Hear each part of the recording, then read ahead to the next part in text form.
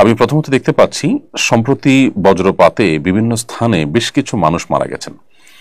বজ্রপাতে মৃত্যুকে অনেকেই অশুভ মনে করেন। সত্যি এটা অশুভ কিনা? বজ্রপাতে বেশ কিছু মানুষ একই দিনে মারা গেছেন, আমরা অনেকেই দেখেছি। আল্লাহ রাব্বুল আলামিন তাদের সবাইকে মাগফিরাত নসিব করুন, তাদের সন্তপ্ত পরিবারকে সান্ত্বনা নসিব করুন। বজ্রপাতে কেউ মৃত্যুবরণ করলে সেটা অপয়া মৃত্যু, সেটা খারাপ মৃত্যু বা অশুভ মৃত্যু এরকমটি মনে করবার কোনো কারণ নেই। এটি বেশিরভাগ ক্ষেত্রেই আমাদের কুসংস্কারচ্ছন্ন বিশ্বাস থেকেই আমরা বলে থাকি। মূলত আকস্মিক মৃত্যু, যে কোনো আকস্মিক মৃত্যু বা হঠাৎ মৃত্যু, এটাকে আমরা অনেকে খারাপ মনে করি। হঠাৎ মৃত্যু বা আকস্মিক মৃত্যু এটা ভালো বা খারাপ কোনোটি এক কথায় বলা যায় না। আসলে এটি নির্ভর করে ব্যক্তির উপরে।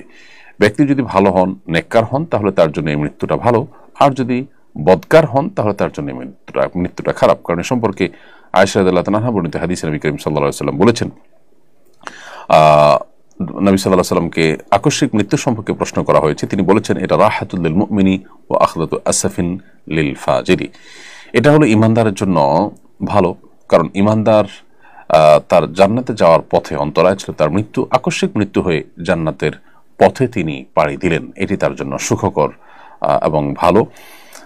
পক্ষান্তরে একজন খারাপ মানুষ, ফাজের মানুষ, ফাসেক মানুষ, পাপিষ্ঠ, তার জন্য এই মৃত্যুটা হলো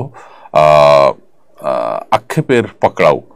অর্থাৎ হঠাৎ করে তাকে দুনিয়াতে যেটুকু সে ভোগ করছিল সেটুকু তাকে সরিয়ে দেওয়া হলো এবং তার বদামলের কারণে, জাহান্নামী হওয়ার কারণে মৃত্যুর পরপরই সে জাহান্নামের শাস্তির মুখোমুখি হলো। এই জন্য তার জন্য এটি খারাপ। অতএব আকস্মিক মৃত্যু, বজ্রপাতে মৃত্যু হোক বা অন্য কোনোভাবে হোক, এটি ভালো বা খারাপ এক কথায় বলা যায় না।